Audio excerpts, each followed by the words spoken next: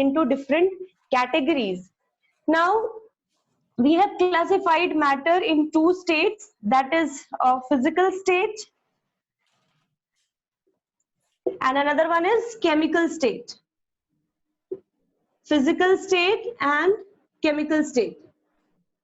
Now, when we talk about chemical state, when we talk about physical state, in physical state we are simply talking about the state, about the physical property, the state through which we can see the object, we can see the matter, and we can say the properties, like by touching the matter, by observing the color, and all these characteristics comes under physical state. Now we have divided physical state into three states. Physical state into three states. First one is solid state. Second one is liquid state. And third one is gaseous state. Now, when we talk about solid state, we have already studied solid, liquid and gas. We have already studied in class 7th, 8th that molecules are far apart, about the intermolecular forces and about the volume, shape, size, etc. So in the solid, they have high intermolecular forces. High intermolecular forces, or we can say strong intermolecular forces we can see. Solids have what? Definite mass, definite volume,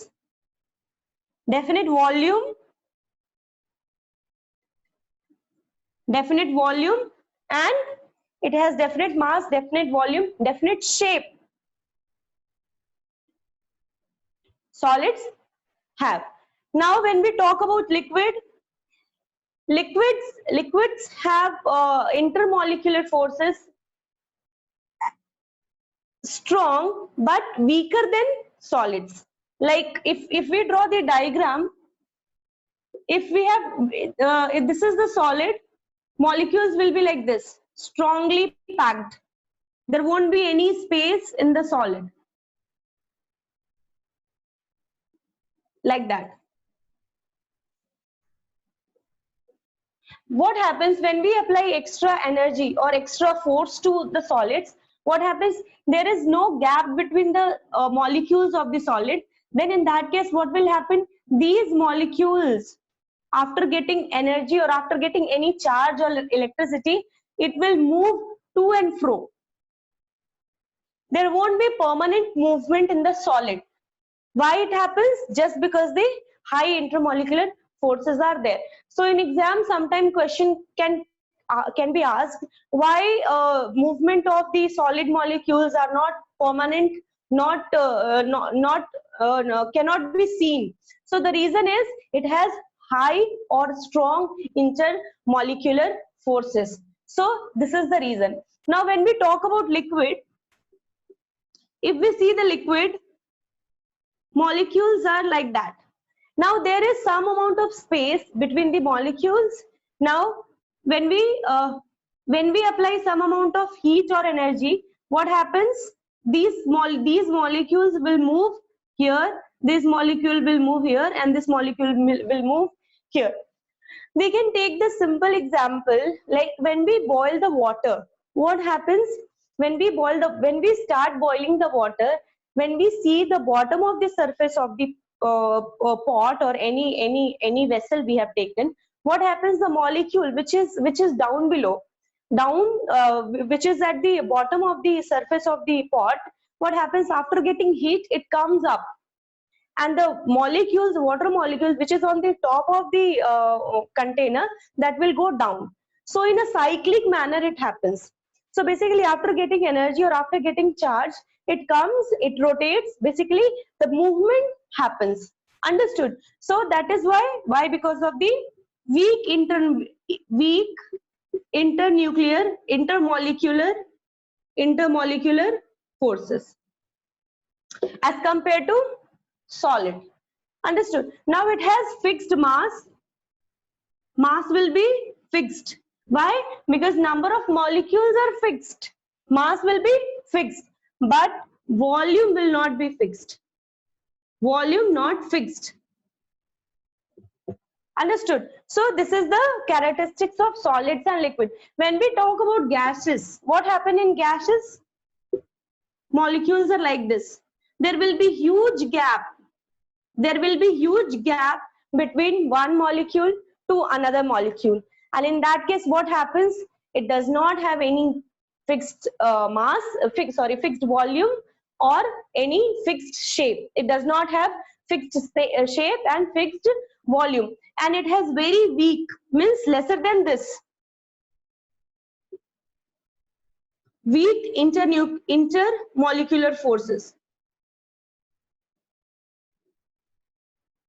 as compared to liquid. As compared to liquid. Understood? So now in this case, what will happen when we supply any amount of heat, energy or electricity? These molecules will start moving very fast as compared to the liquid or as compared to the solid. So just because of intermolecular gapping is there, spacing is there, the permanent movement or the visible movement we can see in case of gases, and that can be seen in liquid also, but that will be lesser than gaseous state. And these intermolecular forces are very important. In exam question can be asked. So now the next topic is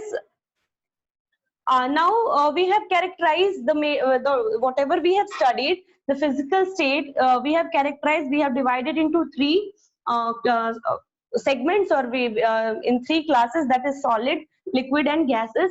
But we have, in modern chemistry, we have recently discovered two more classes, and these are plasma and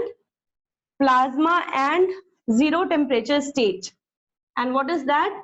Plasma and zero temperature state. Now first one is plasma. What is plasma? Plasma is not a plasma is like neon. Atoms are like neon atoms. Means basically it acts as a neon. Acts as a neon. Neon, we know what is neon. Neon is a noble gas. Understood? And what happens in plasma? There will be clusters of positive and negative charges. What will happen? There will be clusters of positive and negative charges. Now we have a lot of examples of plasma that is man-made but rare, but natural plasma are rare. We find very less plasma that is natural plasma. We have very less examples of that, but we have more examples of man-made plasma, that is fluorescent bulb or fluorescent light. Fluorescent light or fluorescent bulb. What happens in fluorescent light? There is a light, there is a tube. In that there will be one light, and this glass tube will be filled with gases, like neon type of gases. Some amount of gases will be there, and there will be connected to some source of electricity. And when we pass electricity through which, what happens? These gases get charged.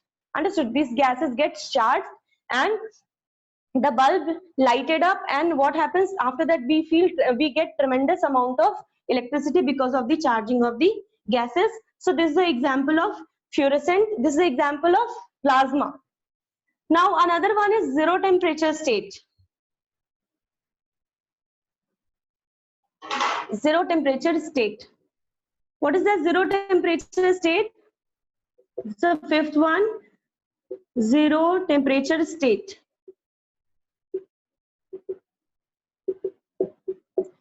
Now in our atmosphere there are so many state.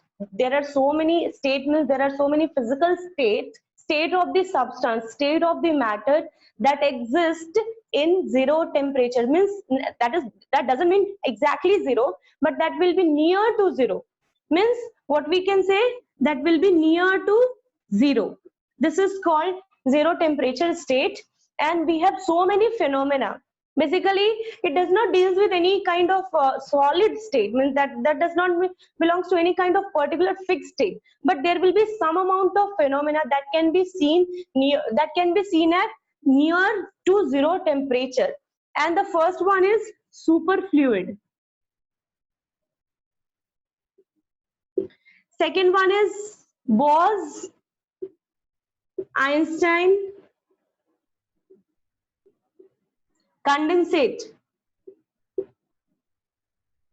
Now, in chemistry, basically, according to NDA, we don't have to deal with this much.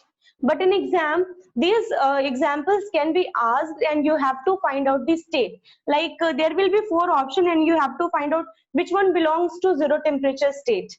Then you have to find out. So there are few states, and I'm going to write all these states. Now, next one will be Fermi ionic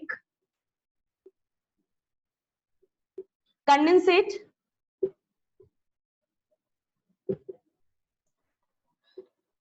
Next one will be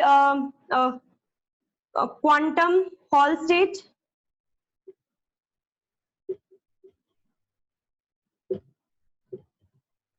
Droplet on, etc. So there are states that exist near to zero. That these are called zero temperature state. And for exam point of view, this is very important. Now, next is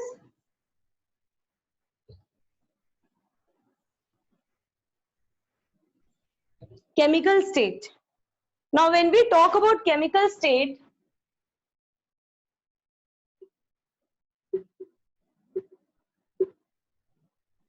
what is chemical state? Now, we have divided chemical state into 2 parts.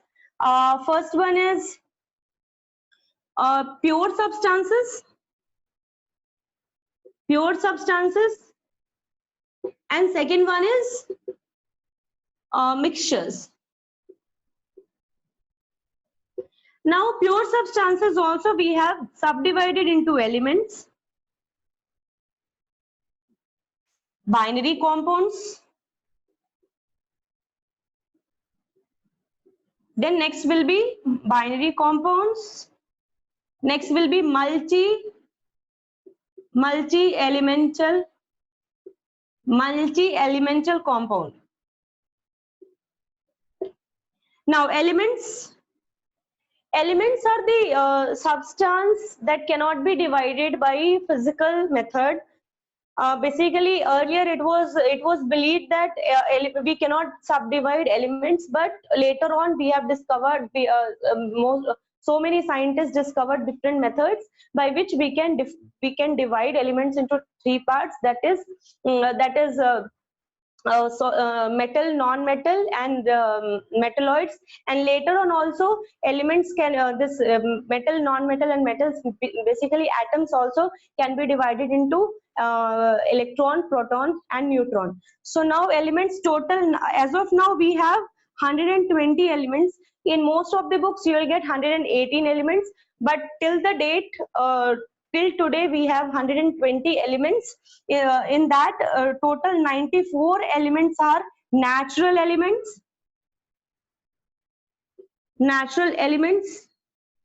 and rest will be 26 will be 26 elements are what? Man-made. These are man-made elements, out of which. Now, when we talk about binary compound means any compound which is the elements will be same. Actually, both the elements, whatever elements we have taken to make the binary compound, both the elements will be same elements, like H2, O2, Cl2, like that. So these are called binary compound, and the binary compound, the octet of each of the atom will be completely filled, completely satisfied, and these are stable compounds. And these are what? These are called pure substances, pure compound. There won't be any kind of mixture, and because both the elements belongs to the same both the atoms will be same actually. Now when we talk about multi-elemental compound, the multi-elemental compound is also a pure type of substances in which we take different element, like when we take HCl, then SO2. If we take more element like HNO3, H2SO4, C6H6, C6H12O6, like that. So these are called multi-elemental compound. Now, when we talk about element, now we have to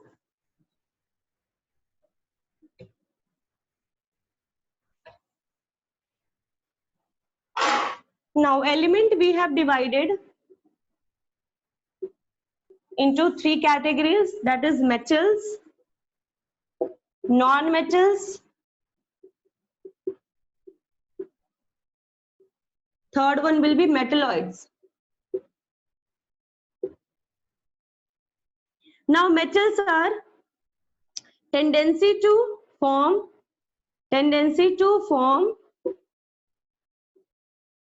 positive charge.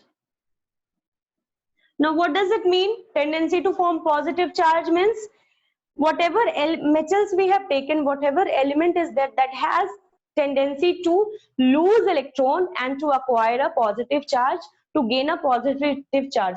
How it will happen? Just take an example. This is sodium. What is the electronic configuration of sodium?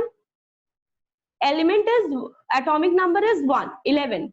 Now 2, 8, 1. Now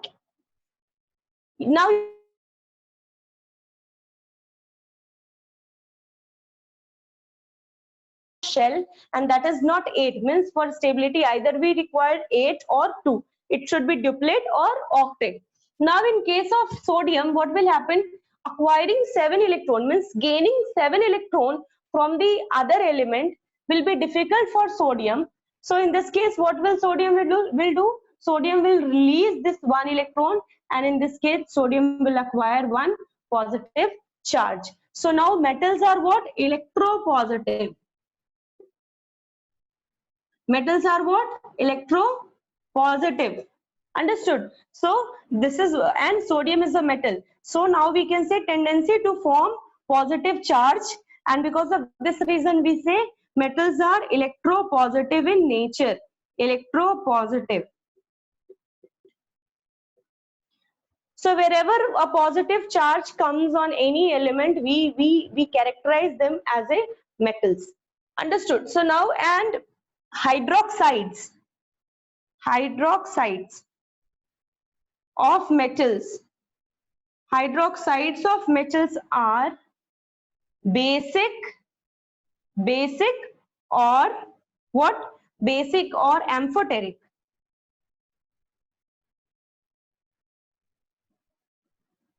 Now in acid and base chapter, we will study in detail about amphoteric, basicity and acidity and all. Now I am only discussing this basicity of the metals and amphoteric character of the metals. So now hydroxides of metals, let's take an example of hydroxides of sodium. NaOH, sodium hydroxide. Now why it is base?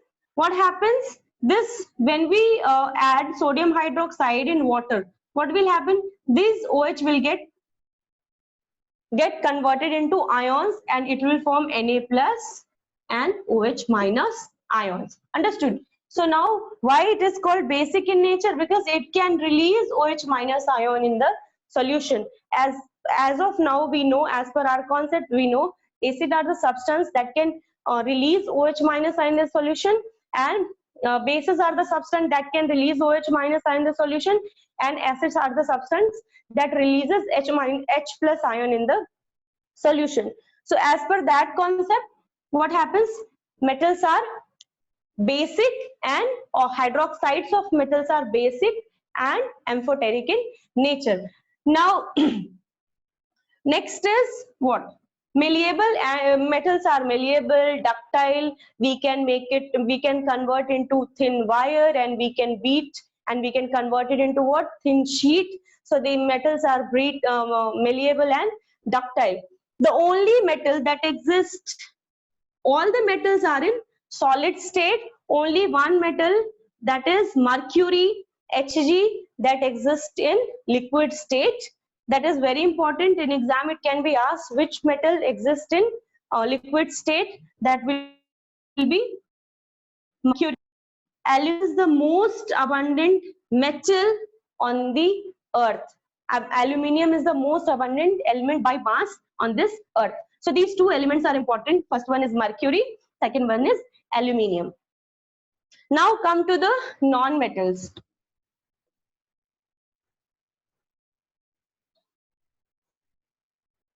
What is non-metals? Non-metals are electronegative in nature. Electronegative in nature. It acquires what? It acquires negative charge by gaining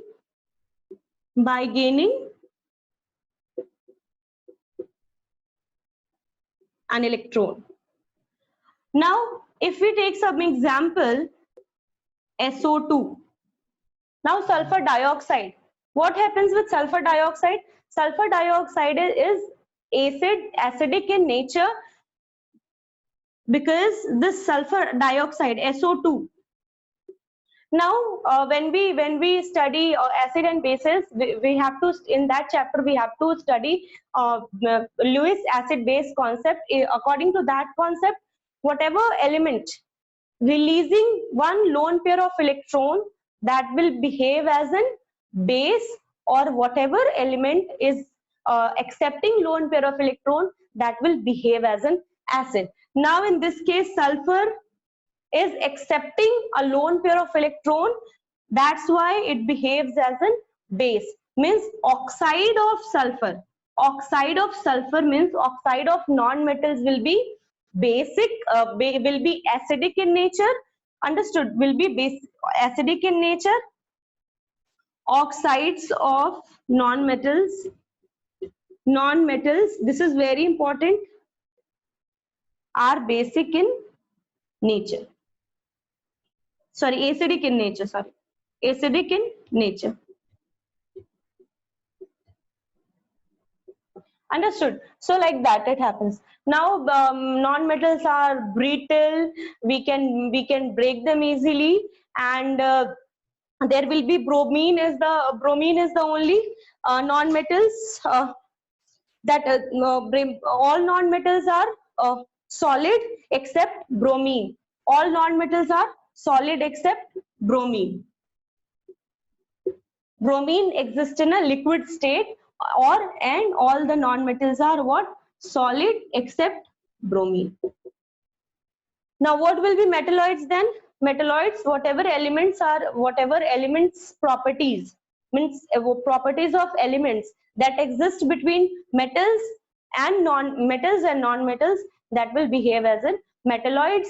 Now in metalloids we have to study about two elements, that is silicon. We have so many elements, but we are just discussing two elements, silicon and germanium. These are metalloids, means it behaves as a metals and non-metals, and we know metals are good conductor of heat and electricity, non-metals are bad conductor of heat and electricity, but metalloids are semi-conductor of heat and electricity, means it can conduct electricity to some extent.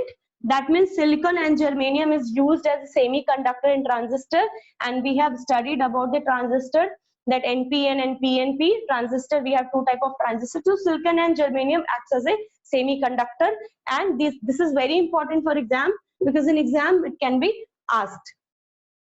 So for today, I'm going to finish this topic today we have to study this much only, and from next day onwards we'll continue with the next topic. Thank you so much.